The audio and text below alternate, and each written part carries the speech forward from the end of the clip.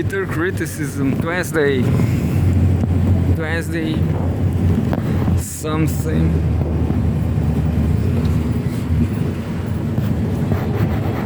Reading, I don't know, let's read. I'm fed up with Al Jazeera. Al Jazeera is just fighting Iran. Al Jazeera is fighting Iran. We're going to read Cgtn'S right till the end.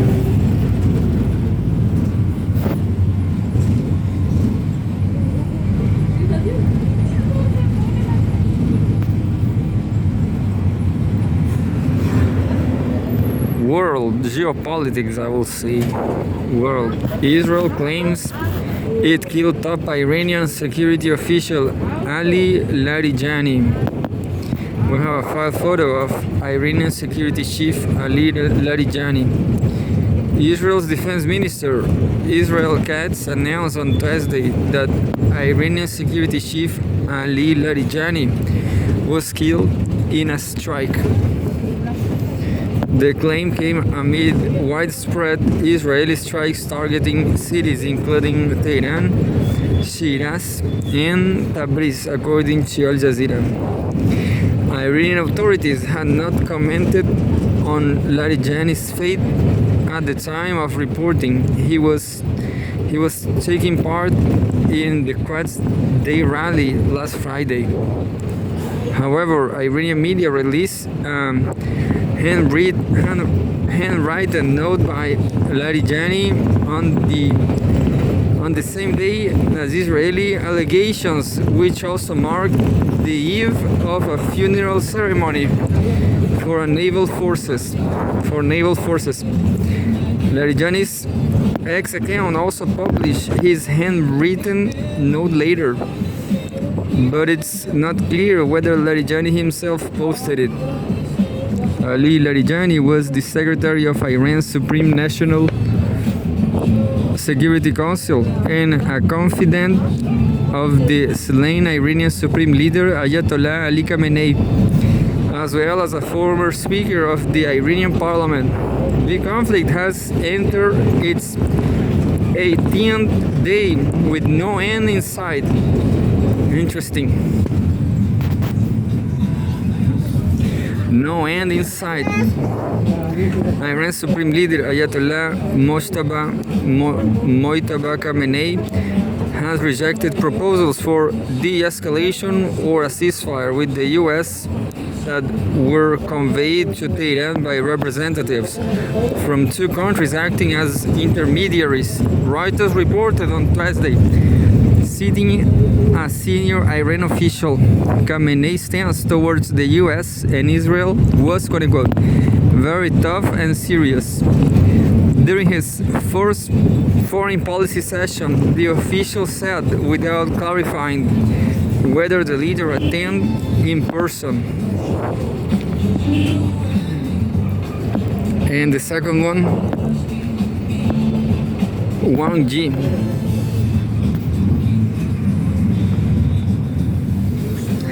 Politics. Chinese foreign minister. This is politics for China. I'll say China. Politics. Chinese foreign minister broad consensus reached at China-Vietnam 3+3 strategic dialogue. Such a beautiful view. And we have a picture, the first ministerial meeting of the China-Vietnam 3+3 strategic dialogue on diplomacy, defense, and public security is held in, I don't know where. Chinese Foreign Minister Wang Yi said Thursday that China and Vietnam reached a broad consensus at the first ministerial meeting of the China-Vietnam 3+3 strategic dialogue on diplomacy, defense, and public security. Wang, also a member of the political bureau of the Communist Party of China Central Committee, made the remarks in an interview with Chinese media following the ministerial meeting and the 17th meeting of the China-Vietnam Steering Committee for Bilateral Cooperation in Hanoi. The two sides held in-depth exchanges on developments and changes in the international landscape, the safeguarding of political security, and the advancement of defense and law enforcement cooperation, Wang said. Beautiful view.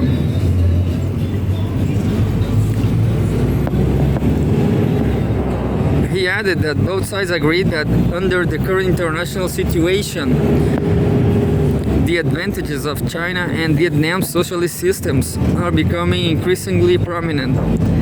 Wang also noted that both sides agreed to coordinate and promote high-quality development and high-level security, support each other in deepening reform and opening up, and better benefit the people of both countries. He added that both sides agreed to strengthen cooperation among key departments such as diplomacy, defense, and public security, promptly and properly handle differences and eliminate potential risks.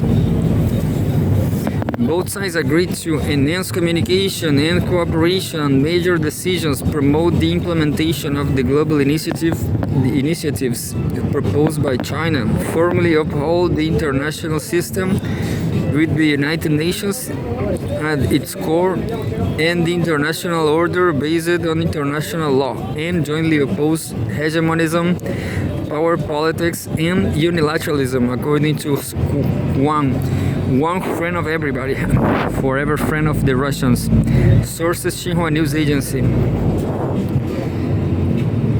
The third one says China to offer humanitarian assistance to Iran, Jordan, Lebanon, Iraq. What happened? Iran, Jordan, Lebanon, Iraq. Well, because of war, of course. Afghanistan says 400 killed in Pakistani strike on Kabul. Pakistan denies. And the last one, China's tech. I'm going to read the last one. It says China ramps up training of tech matchmakers to turn innovation into growth. This is a huge text, 5 minutes from Wang Xueming. I'm going to read it.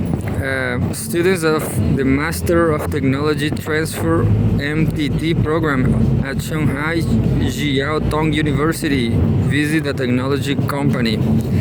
China is accelerating efforts to cultivate a new generation of tech matchmakers to speed up the commercialization of scientific breakthroughs, and it seeks to turn its expanding research strength into a more powerful driver of economic growth. Maybe this is all about Huawei cell phones, still my favorites, despite they don't exist anymore. As the country moves deeper into an innovation-driven growth model, policymakers, universities, and industry players are increasingly focused not just on generating cutting-edge technologies, but on ensuring they translate into real-world applications. At the center of these shifts are technology managers, by connecting researchers with investors, companies, and markets. These hybrid professionals are bridging the gap between laboratories and the marketplace, while also creating stronger incentives for scientists to take their work beyond the lab.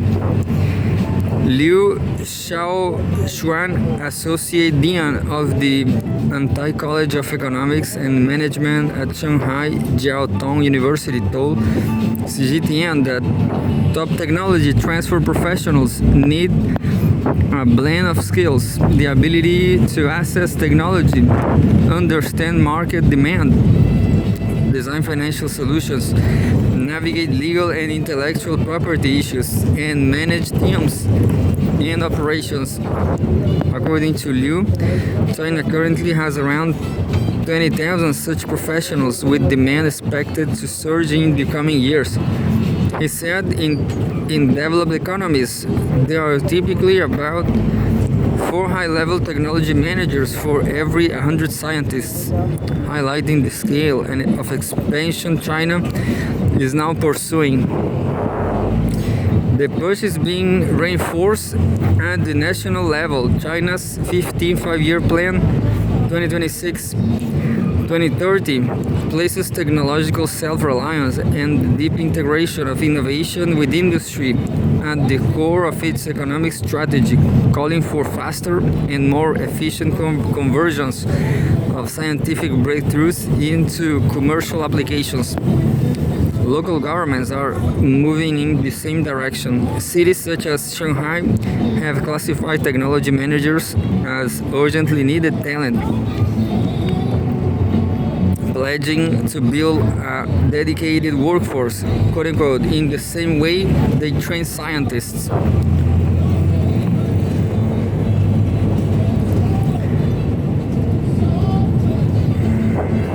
Universities are emerging as both the primary training ground and a key testing arena for this new profession. In 2021, Shanghai Jiaotong University launched the country's first Master of Technology Transfer (MTT) program targeting sectors critical to national development, including semiconductors, biomedicine, artificial intelligence, and advanced materials. Beyond classroom learning, the program emphasizes long-term hands-on commercialization projects, supported by mentors from industry, finance, and legal sectors. The model is spreading rapidly. Tsinghua University and Nankai University introduced similar programs in 2022, while Fudan University has applied to establish one. More institutions are expected to follow as demand continues to grow. And there's a picture of Liu Shaoxuan, Associate Dean of the Antai College of Economics and Management at Shanghai Jiaotong University, takes on interviews, etc. The practical impact of this model is already visible. Miu Xiaopeng, a postgraduate in the MTT program, spent a decade in construction engineering before transitioning into technology transfer. During his studies, he joined a hands-on project with Professor Liu Zhong's research team, which focuses on new energy. In April last year, Miu and 6 classmates formed a team to help commercialize Professor Li's research. By September, they had established a technology company where Miu now serves as chief of staff, supporting the transition from research and development to industrial application. The company now focuses on energy storage and green fuel technologies, including developing cost-effective methods for producing green methanol from biogas. As chief of staff, Miu works across research, financing, and industrial development, illustrating how technology managers can accelerate the journey from lab to market. In other cases, their role is less about building companies and more about enabling connections. At Hubei University of Technology, a team of technology managers work within the university's transfer center to connect academic research with industrial needs. One of them, Wang Lei, discovered during a company visit that the firm faced a technological bottleneck. Traditional lithium batteries lost capacity quickly and had shorter lifespans in low temperatures. Recognizing a fit with Professor Hu Pei's research, Wang acted as a quote-unquote matchmaker, facilitating collaboration between the company and the university team. And I guess everybody knows or is well known. I don't know, but by this time everybody knows everything about lithium batteries. The collaboration deliver rapid results. Battery capacity retention at minimum 20 degrees Celsius improved by 30%, while cycle life exceeded 12,000 cycles. The partnership formalized in 2024 quickly translated into commercial success, with the company securing more than 50 million yuan, about $7.19 million in new orders within a year. It later acquired the technology outright for 10 million yuan.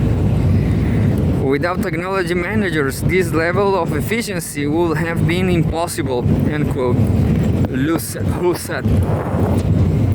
Such outcomes are being supported by institutional reforms aimed at streamlining commercialization at the Hubei University of Technology. Measures include granting researchers shared ownership rights, capping the university's share of licensing income at 4% to incentivize participation, shortening approval processes, and introducing liability protections.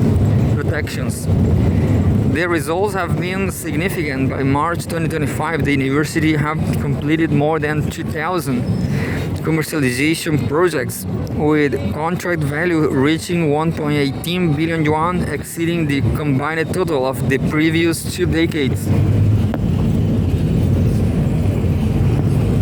As we are crossing Plaza Chaurren.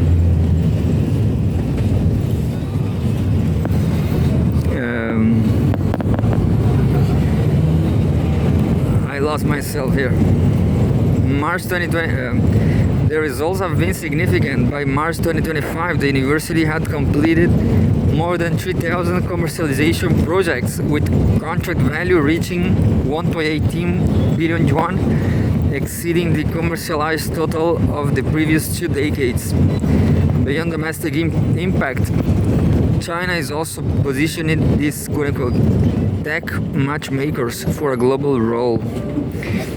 As Chinese companies expand overseas, the challenge is increasingly about connecting domestic innovations with international markets. That requires professionals who can navigate not only technology and business, but also across border regulations, standards, and partnerships. In response, Chinese universities are beginning to recruit international students into technology transfer programs, particularly from Belt and Road countries, as well as North America and Europe. Quote, "We aim to promote the global reach of China's scientific innovation and bring Chinese solutions and achievements to the world's socio-economic development," Liu said. From boosting the conversion of scientific breakthroughs at home to supporting the global reach of Chinese innovation, these quote-unquote tech matchmakers are becoming a critical force in shaping how ideas move from lab benches to production lines, and increasingly to markets around the world.